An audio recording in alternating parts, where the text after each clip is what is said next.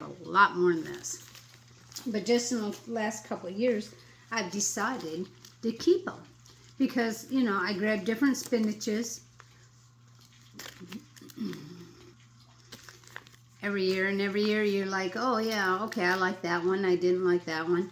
You know, so I'm learning to keep these. And if you think about it, when you keep all these cell packs, especially if you find yourself buying the same kind, you see, like, or different. Like I got two different types here. I have this and this kind of basil.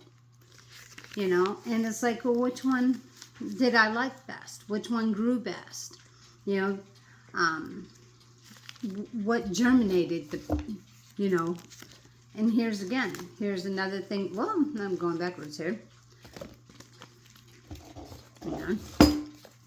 Here's another type of basil. And here's another. And they're both the same basil. It's just two different, I know they are the same. That's interesting. They're same company, but they're different. It's same basil. Which one germinates better? I don't know. So on here, as you're going through your seeds, you find yourself like me. If you can read that right there. I wrote my own little notes down. And I kept the seed. That tells me how tall they got, right offhand. Oops. There's another one I wanted to talk about. Oh, bean seeds. See, and instead of, this is telling you which is in your garden. This is like your cookbook for your garden. You know how you have a cookbook of all your favorite recipes? This is kind of the same concept. You know, you keep all your favorite cell packs, you know. You're like, I really like those beans, you know. And as you, oh, here's another here's another spinach. See, and there's all these different spinaches. And you go through and you're thinking, oh yeah, that made, you know, that, I had good luck with that. But then you have these. I planted this open, brand new, right? I opened them up last year, brand new. I planted them twice. And both times I got nothing. I planted other beans all around them. Yeah, I planted like these beans around them. And I think I planted some, some of these around them, because all these are bush beans. And I planted them just like this. I planted this beans, then these, and then these. Both times, nothing. Absolutely not one seed germinated. It's like I put bad on there, and I have not bought those since. It's like, we're done. So you learn. You keep your seed packs, and it's like your own personal little gardening book, you know, I mean, of the things that you grew. And on the back here, you already have all your information, you know, of everything that you... Cantaloupe, it tried last year. You know, I thought I had some more cantaloupe, and to my disappointment, I don't think I do. So I might have to get more cantaloupe. You know, and that'll be at direct sowing. Oh my goodness, the oregano did very well, That oregano did really good. The mint did good on the mint. Let's see, what else did I get? Oh my goodness, parsley did good in my yard too, but mostly funny story, I planted some catnip, and I planted my yard, and now I have neighbor cats that got into my garden, or it's on my side by my, like an herb, wildflower mix kind of area. And those cats came in and they were rubbing all over that catnip. And wherever I put that catnip, it liked my dirt, liked my area. So it's made it through the winter and through the cats and neighbors' cats.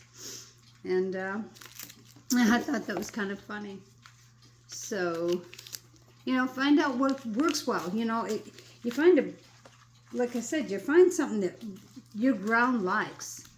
You know, like just because somebody else planted it doesn't mean it's going to grow good in your area or in your soil. Find what works in your soil. Stick with that. Like these beans, love them. And they're magic beans. And these did well, these beans, you know. So keep buying the same, and you've noticed that you like certain brands, keep buying them. And right here, you already got your garden book, or, you know, your your vegetable garden book, or your cookbook, however you want to put it. And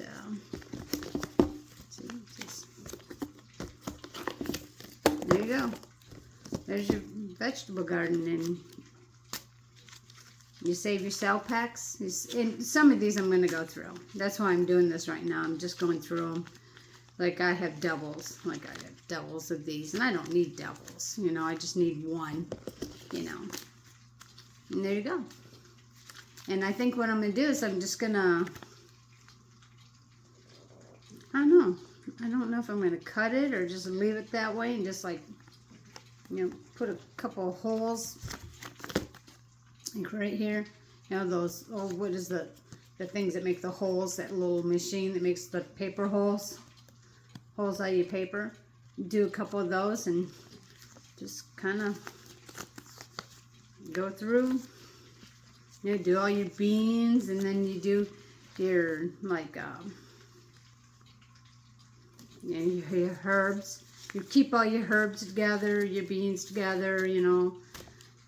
However you want to do your little garden book, because that's how I do it. And I like to find out where these people get these, because I've been using just for like to save seeds. I just use a paper bag or an envelope, and they fall out of the envelope. But I'd like to know where you can get these. I'm gonna have to look for some of those, because I like those. But that's about all I got. Oh, here's something else I saved. I forgot about these tags.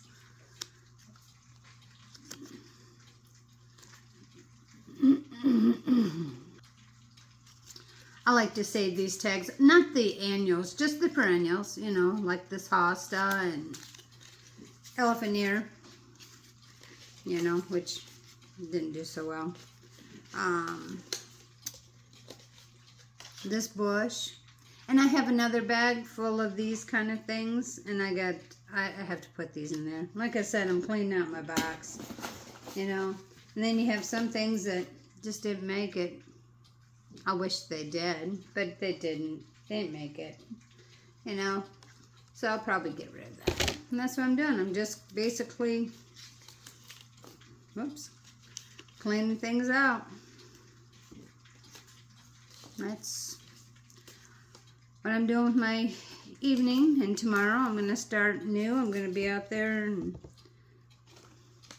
I'm going to start growing these flowers in cell packs, and cell packs.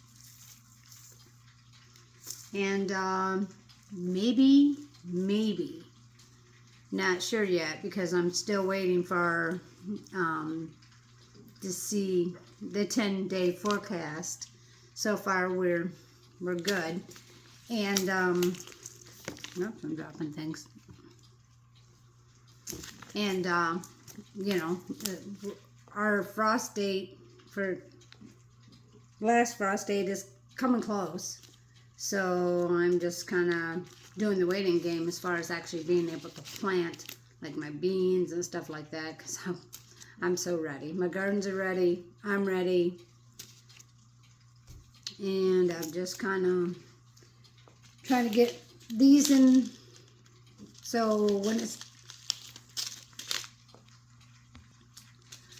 when they're ready, you know, I can just take them out and put them right in my garden box. It's like the basils. I like to put all the basils around all my garden boxes.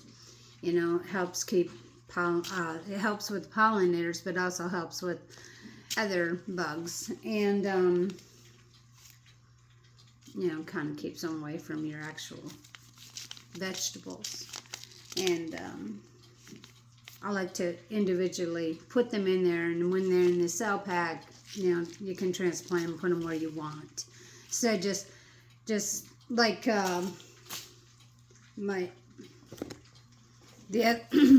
whoops, I almost lost all those. Well, like your zinnias, you know, your zinnias, your cosmos. I got more zinnias. Got a lot of zinnias. Oh, marigolds. I got a couple of different types of cosmos. I'll sprinkle these inside the pots, like flower pots in the back for my moon garden. But, oh, here's the other. I have all different types of zinnias. I got these semi-dwarf. These are cute. I like those. I love zinnias. I never used to like zinnias. I guess, I don't know why, but I guess because they were so ordinary at the time, that back then I tried to like do more exotic things, because, you know, I know I just did. And now that I'm becoming more conscious about what these flowers, the sole purpose of growing these flowers. Where are my other, I thought I was trying to have another thing of cosmos, you know, is for the pollinators, you know. It's not about what you like, what is, but it isn't. I mean, usually anymore, if I'm going to go looking for like a flower, I'm going to see what activities are on that flower. Are bees around it? Are butterflies around it? Hummingbirds around it? If you have all of those, like all the pollinators, like all the bees, like there's certain flowers that and trees that all pollinators like. That's the ones you get. You get the ones that the pollinators like, not the ones you like. And you grow to love them because they're just so bright and cheerful that you have no other choice but to love them. You know, because, I mean, if you walked outdoors and you've seen all this, tell me that isn't going to make you smile.